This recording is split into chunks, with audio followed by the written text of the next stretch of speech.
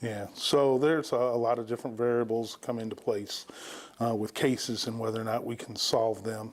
If you kind of look at it as a card game and you're dealt a certain hand of cards, sometimes you get a good hand, which gives you a lot of, in this case, it gives you a lot of different evidence, witnesses, physical evidence to look at. And then sometimes you get a bad hand, which means you have none of that. Obviously, if you don't have evidence, hard to solve a case. A lot of what we get when we solve cases, typically you have eyewitnesses that are willing to come forward and talk to us. You have physical evidence. Sometimes you have electronic evidence, videos, and those kind of things. Those things all coupled together usually get us a pretty quick solve rate. But then sometimes you don't have that, and those things are going to take time. You know, I know that's frustrating to families. But, you know, the detectives don't stop working it. Those cases go on, and sometimes, you know, if you expand your range of when a case gets solved, sometimes it's a year later, sometimes it's 2 years later, sometimes it's even longer than that. But the effort is still being made there. Of course, we would like to get them done quicker, but a lot depends, like I said, on cooperation that we receive from the public and what kind of evidence we're able to collect at the scene, and most of it is who's willing to talk. Yeah, when you talk about people at the scene and those who are willing to talk, now some may say, you know, I don't want to talk because they fear perhaps some retaliation against them. Others may not be willing to talk because they say they don't trust police. How do you get across? Well, we work with them in a variety of different ways. We have some options if they're concerned about retaliation. We can remove people from the community and try to find safer places for them to be. That's probably one of the main things that we do. But, you know, in reality, if we don't have eyewitnesses that can really help us with those cases, a lot of times it doesn't go anywhere. It's just unfortunate, but you know the court system is such a way that we have to be able to prove to a court, or the prosecutor's office at least has to be able to prove to a jury and a judge that we've arrested the right person and this person actually committed this crime. So because of those things, it's up to everyone in the community to work together in order to make things happen. Otherwise, unfortunately, we do have cases that go unsolved. But there's other things that happen. Sometimes people who have seen things, sometimes they get jammed up into something else, and they may want to try to work off something on that case, and so they may come forth and talk to us about something that they've seen from a previous case. That happens, you know, somewhat frequently. So it's just different things, but you know that's why we encourage people, whether it's difficult or not, to be willing to talk to us, and you can trust us. We work with them over a period of time. You know, it may not be something we're able to take care of just right then and there. It may take a few days, it may take a few weeks or even months to gain that trust, but we're going to do whatever we can to make that happen. And there are many Hoosier families now who have lost loved ones, still waiting for justice. Can you speak directly to them? Yeah. Those who yeah, are still waiting for justice. Yeah, so, you know, in 1998, November of 1998, I lost my father-in-law to a murder. Granted, that was in Fort Wayne, but I know what it's like being on that other side. Now, fortunately, they were able to clear that case up relatively quick. Ended up being a 12-year-old that committed that crime. But certainly understand that frustration, especially if something has gone on for months or even years. I ask them to be patient, help us where you can. Don't give up hope. You know, continue to keep those your loved ones in your thoughts. But wherever you can help out our investigators, please do that. If you're hearing something on the street, I would expect any of my detectives to listen to that and try to utilize that in order to solve that case. And no easy way around it, but you gotta remain hopeful. And yeah, so many Hoosiers, again, they're just holding on to, you know, threads of hope that one day their loved ones, you know, killer, the person responsible for their death will be held accountable. And as a department, you all have implemented a lot of different things, right? We've talked about the license plate readers. We talked about cooperating with businesses to have cameras out. I mean, a lot of things. How are these initiatives helping? Well, I spoke initially about electronic evidence and the digital evidence. Those are the things we're talking about. License plate readers that get a license plate off a vehicle, cameras that may see a vehicle or a person. Those things are extremely helpful. Kind of hard for you to say you didn't commit a crime when we got you on camera doing it. So those things are huge helps. And we're continuing to find more ways to implement the electronic part of things. We still need eyewitness accounts because cameras don't really give you a narrative. They show you something. But all that electronic evidence is of huge importance to us. It's benefited us in a lot of ways in getting things out to the public quicker too, as to what we're looking for, suspect vehicles and those kind of things. So. We've been speaking with a lot of Hoosiers, right? We're out on the street every day doing stories, talking to families, again, who become victims of violence, or again, who've lost a loved one to violence. And some Hoosiers have shared with us that they believe that you can go out and shoot someone, you can go out and kill someone and get away with it. What do you say to them? Well, if someone's saying because of the lack of ability to solve a crime, I understand that. However, you've got to look at what that means. You've taken someone's life. The two things are going to happen. One, the police are going to be involved, and you may think, well, they're not going to know it's me. They're never going to be able to connect me to it or whatever. But, I find someone always knows. Someone knows something, and if no one else knows, you know what you did. I've worked a lot of different things in my 36 years in law enforcement, everything from, internal affairs to sex crimes to all those things. And one thing I have found that when I come across people who have committed crimes, at some point they become paranoid because they're always looking over their shoulder. That's no way to live. If you've done something, I know it's difficult, but it would be better for you to turn yourself in and come talk to us, talk to a trusted person, let us work with you and get that dealt with, because it never ends well. Even if you were to get away with it for years, it's going to have an impact on you, on your mental health, on your physical health. Sometimes you'll hear about the sleep of the guilty.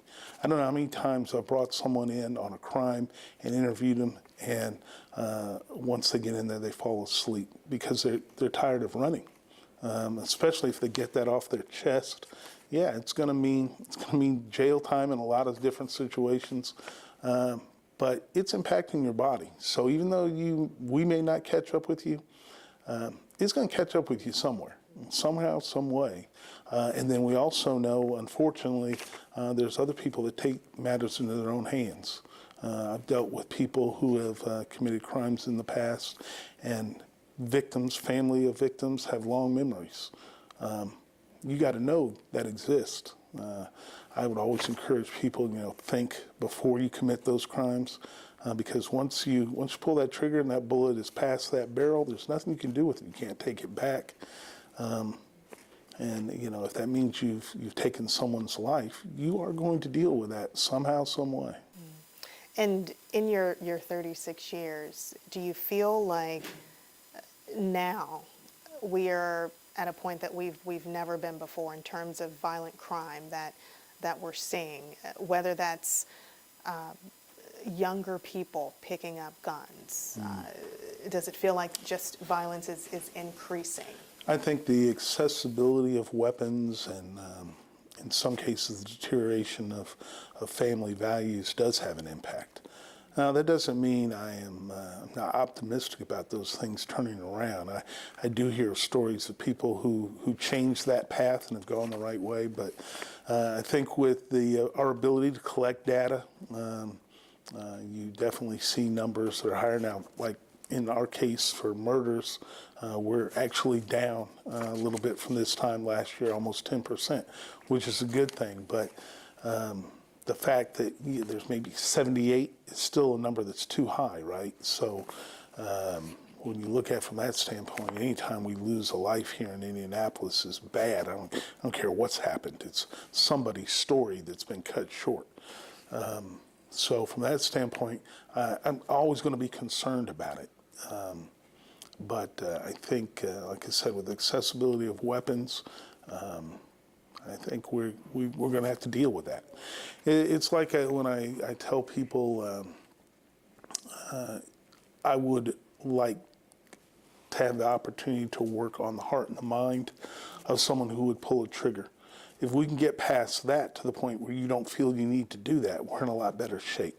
We'll keep looking for you. Like I said, if you've committed those crimes, we're always going to be coming after you. But if we could get you to the point where you don't feel a need to pull a trigger because you felt insulted or you feel that life is not fair to you or whatever, we're in a lot better shape. Those things don't occur in the first place a lot better than it happens and we make the arrest later. Because those numbers are still going to be there whether we make an arrest.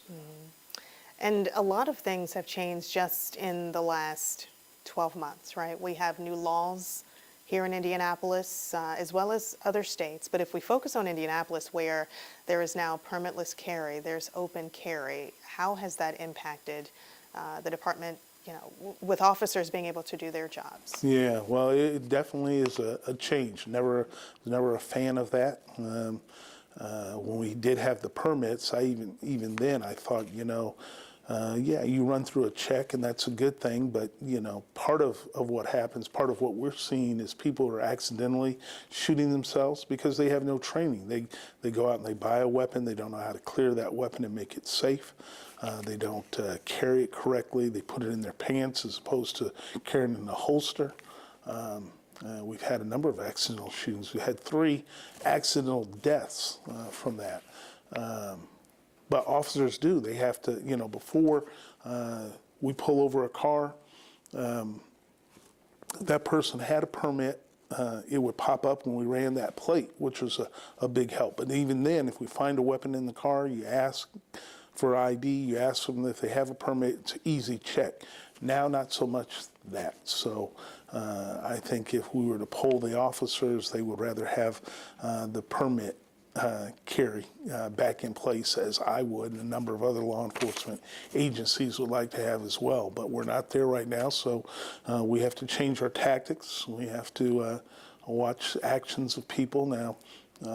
Where before, easy, you have a gun, you have to have a permit. You don't have a permit, then we make an arrest. Now we have to watch for your actions. What are you doing with that weapon? And if you're acting poorly with it, then that gives us the ability to now look and hone in on you and see what's going on. Yeah, and officers are recovering a lot of stolen weapons. Yeah. As well. Now, I'll tell you, my officers are fantastic in what they do. They're still recovering those kind of weapons, but I think the street and the community was a little bit safer. Not a little bit, actually a lot safer when you had to have that permit, because if you didn't have it, it was an easy route to go ahead and make that arrest and get that weapon off the street. So if we eliminated permitless carry, open carry, it would be a little safer. I believe so. Okay. Like I said, I know there's a number of people who disagree with that, but as a law enforcement official, I think you should have to have a permit to carry a weapon. I think there needs to be training. Before, you could still have that weapon in your home or your business, but now people are carrying them around the city. Everyone seems to have one, and so when they do that, the problem is when you go into certain establishments, you can't carry it. So where do you put it? You put it in your car. When your car gets broken into, we've got another weapon out there. Obviously, we've had a number of cases here recently where children have got hold of a weapon. That's just another aspect of it. I'll admit, when my kids were little, gun was not in the house. It was locked up in the car, and people would say, well, how do you get to it if you really need it. Well, I can go out to the car and get it, but I'm not going to have a weapon in the house and accessible to young kids, because we see what happens. People don't lock the guns, and then we have those tragedies. And I understand some people are in fear of what could happen in their house, and I get it, but there's consequences. There's costs you have to count when you have a weapon and kids in the home. Just like there's a cost you have to count when you carry a weapon on your person. You always have to be aware of where it is and what's going on. We've had people that have forgotten weapons in bathrooms and all kinds of things, dropped them accidentally and seen what happens. So it's just a lot of responsibility to it. I don't always know that people are ready for that type of accountability and responsibility. And as a father, what were some of those conversations like at home? Not just about, properly storing a weapon, but just speaking about, speaking to your family about, even doing daily activities in the city of Indianapolis or in Marion County or anywhere. You mean as far as weapons are Just involved? in terms of violent crime, what we see on a day-to-day basis. Sure. What is that conversation with your kids been like? Well, I've got 3 kids. I've always told them, typically nothing good is happening at 1 o'clock in the morning. Be home, be away from that. Obviously there's things you can go to and nothing happens. But I think in a lot of ways we kind of get away from that. Okay, yes, you can do it, but should you really be doing it? I tell people all the time, when my kids, when they were getting that 15, 16-year range and people would come over and they want to drive somewhere, I'm asking for that person's driver's license and I'm taking a picture of it. Not just because I'm a cop, because I want to know who is driving my kid, where, and who are you, and how do I get in touch with you if there's a problem. Now, I never had any of those people say, I'm not giving you my license, but had they, I would have said, you know what, well, then you're not driving my kid anywhere. But I think sometimes as parents, we're afraid to do those things. I would tell people, look, your room, as long as you're in my house, your room is open to my search of anything. And I would do that from time to time because I want to know what they're involved with, whether I never found weapons or anything. I probably found some letters that I didn't feel great about from, boyfriend to girlfriend. But I'm going to know what my kids is involved in, and I think parents in Indy have to do that. It's not a matter of privacy. If they're in your house and you're paying for the house, then that I'm gonna be checking around. And they all knew that. If you pulled them together today, they'd say, oh yeah, Mom and Dad would check. And I'm not embarrassed about that. I didn't make no apologies for it. You're my kid and I care about you, so I'm going to want to know. But I will tell them, you don't need to be out late at night. It's just too many things can happen. Not necessarily anything that is your fault, but we know that unfortunately, time to time, people drink and drive, and coming out of a bar or something or whatever, things can happen. So my advice would be a very, very involved parent. Know what your kid's doing. Be prepared for it, to have those discussions, whether it's gun safety or drugs and alcohol, all those things. Chief, I have just 2 more questions for you. I wanted to take it back to the community when we talked about trust. You mentioned that earlier. Having that relationship with the community and having the community trust officers. When Hoosiers see and hear stories about officers who've been disciplined, not only in the department, but they see them going before the court system, how can they trust your officers? Well, the department is made up of people.